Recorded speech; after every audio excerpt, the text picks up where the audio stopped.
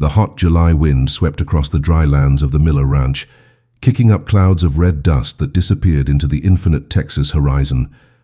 Thomas Miller watched the cattle scattered across the yellowed pastures, his calloused hands firmly holding the reins of the sorrel horse he'd ridden for 15 years. At 48, the rancher bore the marks of the relentless sun and the solitude he'd chosen after the death of Sarah, his wife, 3 years prior. The 1,000-acre ranch had been built with sweat and determination, but now it seemed too vast for one man alone. The fences needed repair, the barn accumulated grain he barely managed to organize, and the large house echoed with the silence of someone who avoided company. Thomas had rejected all offers of help from neighbors, preferring the harshness of solitude to the risk of trusting strangers again. The morning promised to be scorching when the sound of tires on gravel caught his attention. Thomas dismounted his horse and walked to the main gate, where a faded blue pickup had stopped. A young brunette woman stepped out of the vehicle, her black hair pulled back in a simple ponytail, wearing worn jeans and a white cotton shirt that revealed sun-browned arms. Maria Lopez was 26 and carried in her dark eyes the determination of someone who had traveled 300 miles from El Paso in search of an opportunity.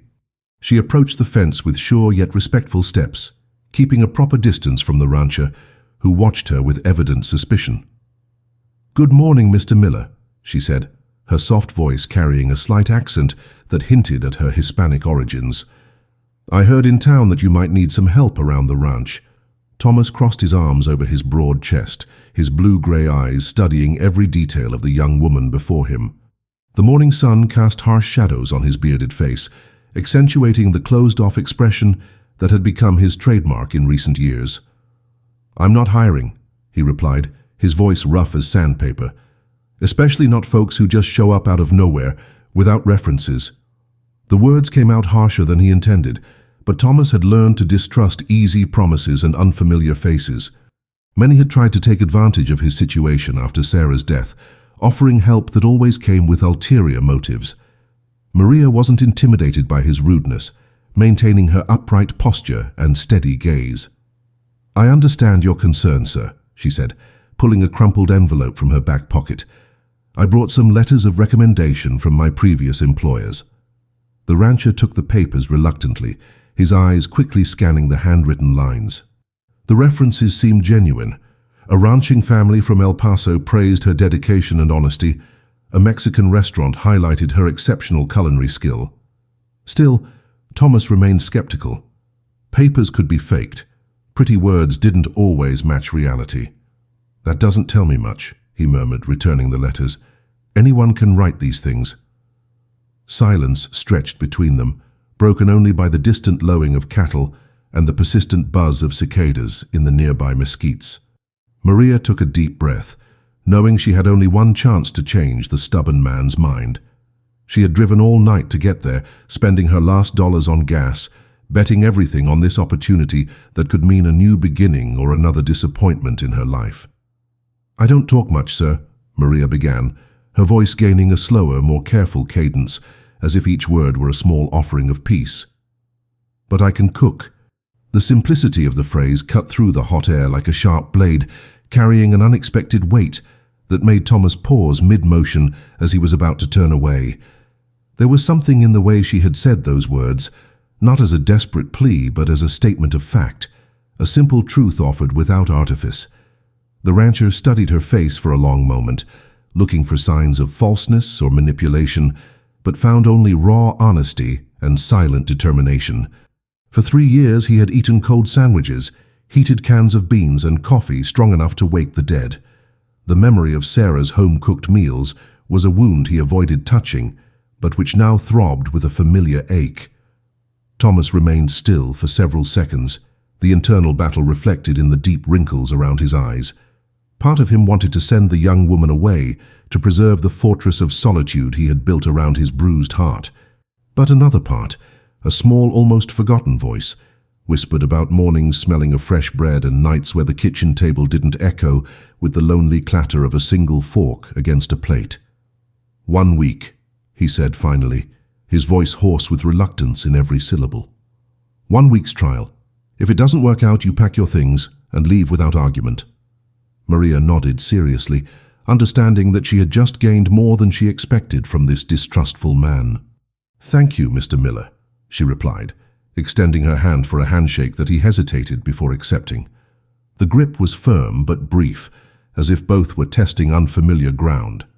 The first rays of sun had barely touched the horizon when Maria was already on her feet in the main house's kitchen, exploring Thomas's sparse cabinets and almost empty refrigerator.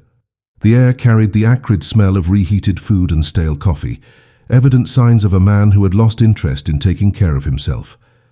She worked in silence, preparing scrambled eggs with jalapeno peppers, thick slices of homemade bacon, and freshly made corn tortillas. The aroma spread through the house like a gentle call, awakening memories Thomas preferred to keep dormant. When he came down to the kitchen, he found the table set with simple but evident care. A folded paper napkin, a clean fork beside the plate, a steaming cup of coffee waiting for him. "Good morning, Mr. Miller," Maria greeted, serving him the plate without waiting for a response. She had learned to read masculine silences, knowing when words were welcome and when it was best to let the food speak for itself. The meal passed in a tense but not uncomfortable silence. Thomas ate slowly, each bite revealing flavors he had forgotten existed. The subtle spice of the pepper, the perfect texture of the eggs, the softness of the still warm tortillas, everything combined in a culinary symphony that awakened something dormant in his chest. Maria washed the dishes from preparation, her movements efficient and silent, respecting the ranch's space and rhythm. Occasionally their eyes met in the reflection of the window over the sink, quick exchanges of mutual recognition that spoke more than words. When Thomas finished, he simply nodded in her direction before heading out to tend to the cattle, leaving the clean plate on the table. It was his silent way of approving what he had tasted, a small sign that perhaps this trial week might extend a little longer. The following mornings established an unspoken routine between them.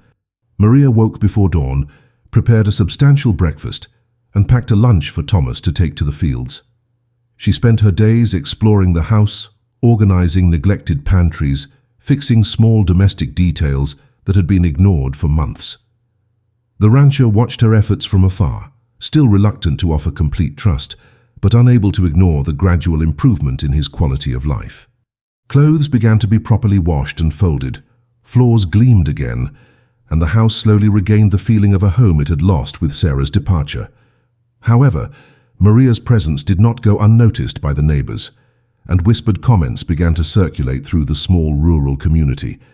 Thomas Miller hired a Mexican, some would say, distrust tainting their voices with thinly disguised prejudice. Bill Crawford, the closest neighbor, showed up at the ranch one particularly hot afternoon, his curiosity disguised as a friend's concern. "Tom, I heard you got a new hand," he commented, taking off his cowboy hat and wiping sweat from his brow. "Do you know her family? Do you know where she really came from?" Thomas felt irritation swell in his chest, recognizing the veiled tone of suspicion that had become common in the region in recent years. "She works well," he replied dryly, unwilling to fuel gossip. "That's all that matters to me." But the seeds of doubt had already been planted, and Thomas began to observe Maria with new eyes, looking for signs of dishonesty or hidden motives. She continued working with the same silent dedication, but now he wondered about the untold stories in her dark eyes, about the real reasons that brought her from El Paso to his isolated ranch. The unspoken tension grew for a few days, until an unexpected event forced them both to confront their unsaid truths.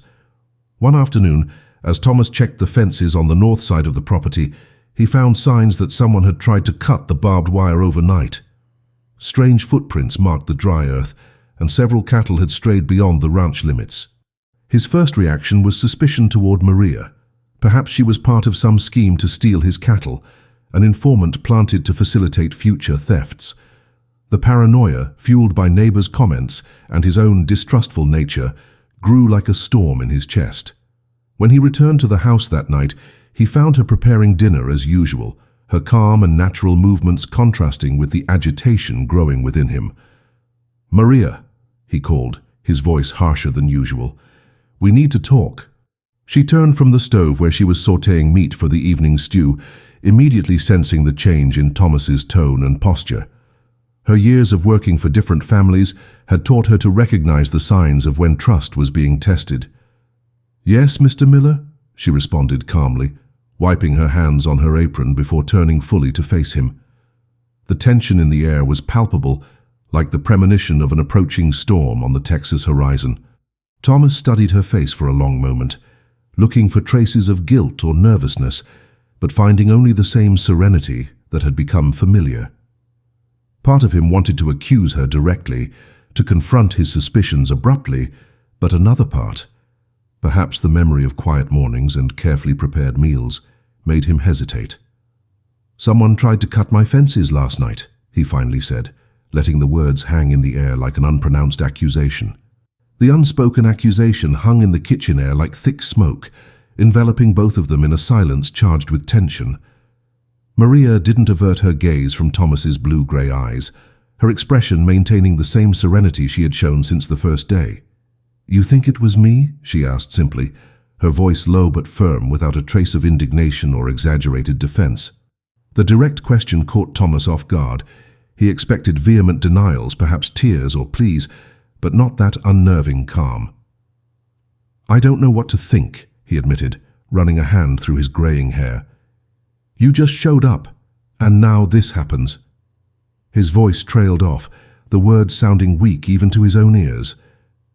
Maria nodded slowly, as if she perfectly understood the logic behind his suspicions, then turned to the stove and turned off the heat under the stew she had been preparing.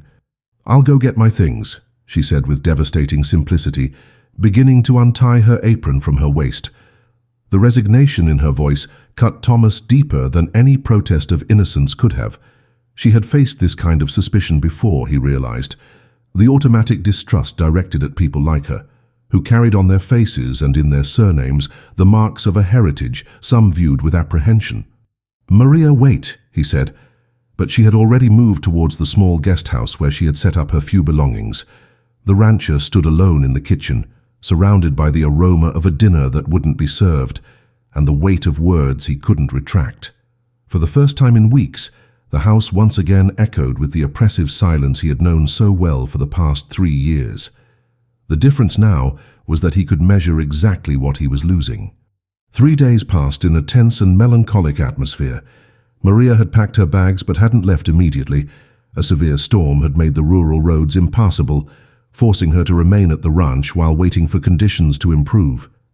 She avoided the main house, preparing her own simple meals in the small guest house kitchen, respecting Thomas's implicit decision to dismiss her services. The rancher, in turn, returned to his solitary routine of cold sandwiches and reheated coffee, but every bite tasted of regret. He found himself looking out the kitchen window toward the guest house, where he occasionally saw Maria's silhouette pass by the lit window. The neighbors, when they learned she was leaving, showed a veiled satisfaction that only increased Thomas's discomfort with himself. On the third night, a typical Texas summer dust storm swept through the region with unexpected fury. 50-mile-per-hour winds carried dense clouds of red earth, turning day into artificial night and forcing men and animals to seek shelter. Thomas had gone out earlier to move the cattle to sheltered areas, but the storm arrived faster than expected, catching him far from the main house. He fought against violent gusts of sand-laden wind, shielding his eyes with his arm as he guided his horse through near-zero visibility. The animal, experienced in desert storms, instinctively followed the way back to the ranch, but the journey that normally took 20 minutes stretched for over an hour. When he finally sighted the property lights through the curtain of sand, Thomas was exhausted and covered in red dust from head to toe. What he saw as he approached the main barn made him stop abruptly. A solitary figure struggled against the wind near the structure, holding ropes and tarps in a desperate battle to protect the barn entrance that housed most of his winter grain supply. It was Maria, her hair whipping violently in the wind, her small body leaning against the force of the storm as she tied a large tarp over an opening that had come loose. Thomas dismounted his horse and ran toward her, shouting over the roar of the wind, "Maria, what are you doing?" She looked at him for a moment, her eyes shining in the faint light of the lantern she had placed on the ground, then refocused on the task of protecting the grains that meant the ranch's survival during the toughest months. "The grain will spoil if the sand gets in," she shouted back, her small but determined hands pulling the rope with impressive strength. Side by side they worked against the storm's fury for almost an hour, tying tarps, moving sacks of grain to more protected areas, checking that all openings were sealed against the invading sand. When they finally finished, both were covered in red dust, breathing heavily, but the barn was secure. Inside the protected structure, illuminated only by the flickering golden light of the lantern, they looked at each other in silence. Thomas saw in Maria's dark eyes not resentment or hurt, but the same silent dedication she had shown since day one.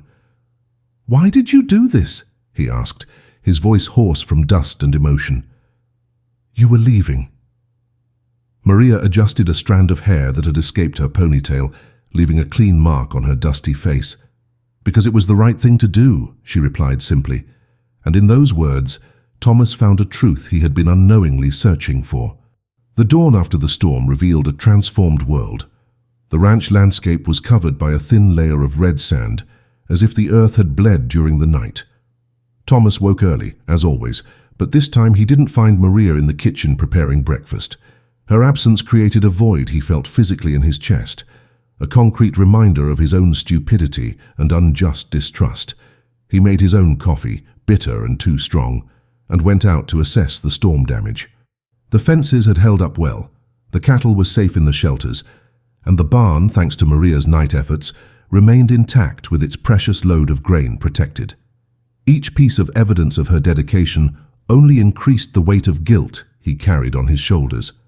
When he finally mustered the courage to go to the guest house, he found only a simple note on the small kitchen table. "Thank you for the opportunity, Mr. Miller. God bless you."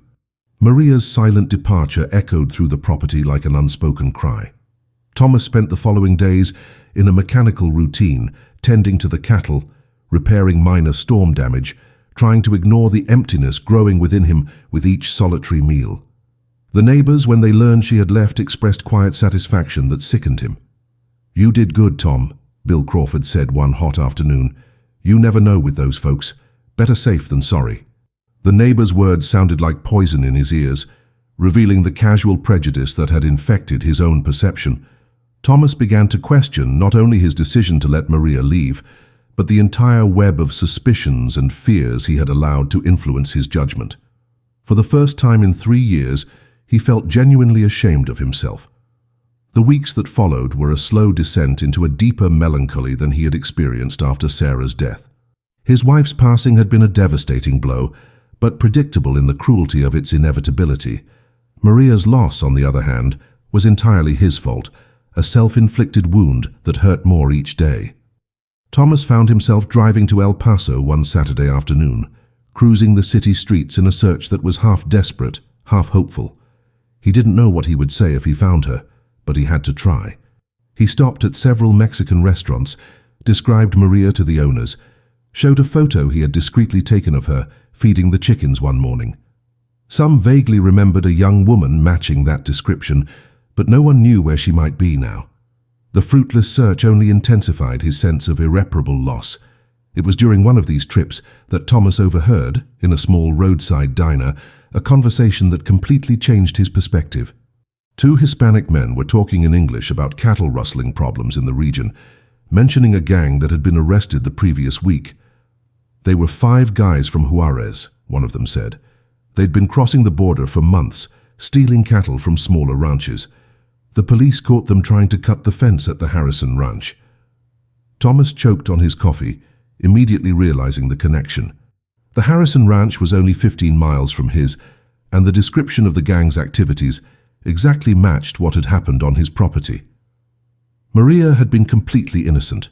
Her presence at the ranch was pure coincidence, just as her departure had been a direct consequence of his baseless suspicions. The revelation hit him like a punch to the gut, leaving him nauseated by the magnitude of his error. That night, Thomas sat on his porch, watching the sunset paint the Texas sky in shades of gold and orange. For the first time since Maria's departure, he allowed himself to fully remember the moments they had shared. The quiet mornings with fragrant coffee, the carefully wrapped lunches she prepared for him to take to the fields, the dedication with which she had cared for his home, and finally, the sacrifice she had made during the storm. Each memory was an accusation against his own cowardice and prejudice. He had allowed the petty opinions of neighbors and his own fears to influence a decision that had cost him the best thing that had happened in his life since Sarah's death. The pain of loss mingled with self-anger, creating a bitterness that seasoned every breath. But within that pain, a resolution began to take shape. Thomas Miller had spent 3 years hiding behind walls of distrust and isolation, protecting himself from any possibility of being hurt again. Maria had broken down those barriers with her quiet and dedicated presence, showing him that life could still offer moments of peace and genuine connection. Now he understood that he needed to do more than simply lament his loss. He needed to fight for it. He didn't know if he would find her again, or if she would accept his apologies when he did. But one thing was clear. He couldn't live with himself if he didn't try. As the stars began to appear in the Texas night sky, Thomas made a silent promise to himself and to the memory of the time they had shared. He would find her no matter how long it took, and he would do whatever was necessary to right the wrong he had committed. Because some things in life are worth more than wounded pride and love.